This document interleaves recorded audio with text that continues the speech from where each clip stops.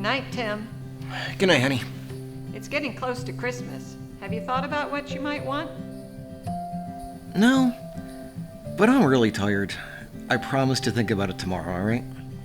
Okay, good night. Good night.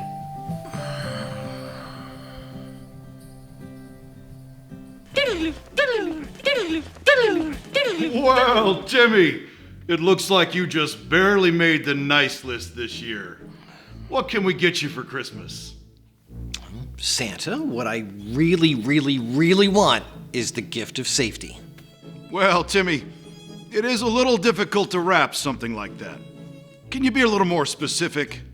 Yes, I can. First, I'd like to be able to put something on the crane that will tell us when we're about to bump into something, or if something's going to bump into us. I know we need to start slow so we can just have a warning light and a ping on a simple user interface. But by the time we're done, I want something inside the cab that looks like the backup cameras on your car with blind spot detectors, highlighting what is causing the danger. Second, I want a fall protection system for the cranes. Well, Timmy, that just isn't possible because OSHA prevents you from securing yourself to anything that rotates. Are you Santa or are you Santa? Think out of the toy box, big guy. What about if we brought a netting system that sits on the deck and we can pull it out and set it up on its own legs? Kind of like the netting system you see on trampolines that kids play with. Yes, that makes some sense, but we're gonna have to get the design elves working overtime to figure this one out. All right, Timmy, we'll get to work. Whoa. I'm not done yet, Kris Kringle. You know what else is a hazard? When you have to park the crane on uneven terrain and guess at the different matting levels you'll need to keep the crane level. Wouldn't it be awesome if there was a way to measure that when you got there so that you absolutely know what you need? You know, like 12 inches on the front right, 8 inches on the front left, and 4 inches on the back left? Timmy, you know none of this exists yet, right? Well, Yule Tomty, you make toys from scratch, right? That's what I'm asking for. Just figure out how to make it. Oh, well, there goes all the engineering capacity at the North Pole to do all of this, but okay. You don't need anything else that requires this kind of innovation, do you? Well, yeah. The next thing I want is to be able to dynamically read ground bearing pressure while the crane is moving and as it's getting set up. Now you're just being crazy. The customers give you core samples, right? Well, when they can, sure, but what about when it's a taxi job and we can't get a core sample? What if it's for the wind market and it is literally in a field and can't get them? Dude, that is a known industry problem, and no one else has figured it out. What makes you think you can?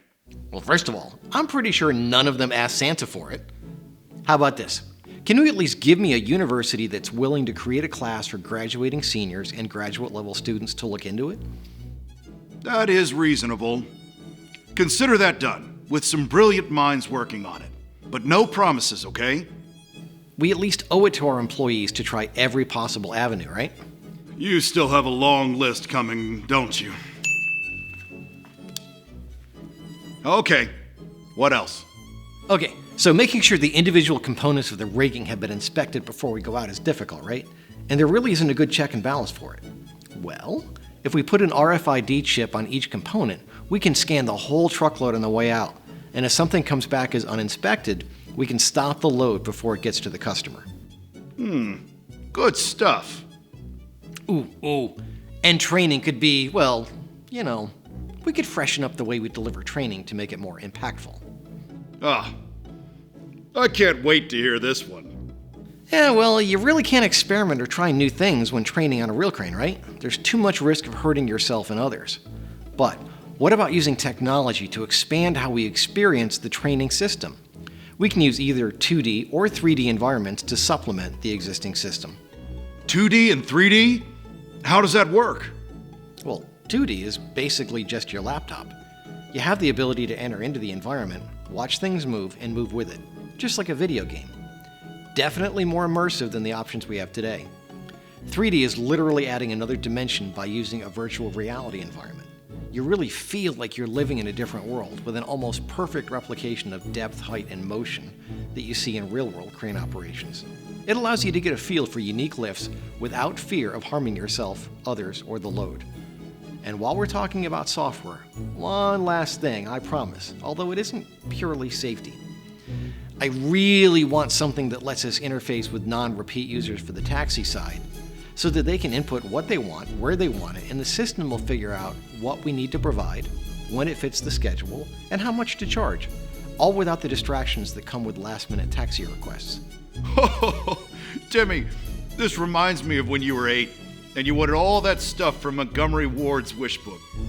Well, St. Nick, there are a few differences. First, that was 50 years ago, and second, nobody remembers who Montgomery Ward's is. Third, I distinctly remember not getting all the stuff I asked for, but I genuinely want everything on this list. Not just for me, but for the other 1,800 people out there doing their job as well as they can. We just need to give them a little help, a little Santa magic. And finally, stop calling me Timmy. Whoa, what a dream.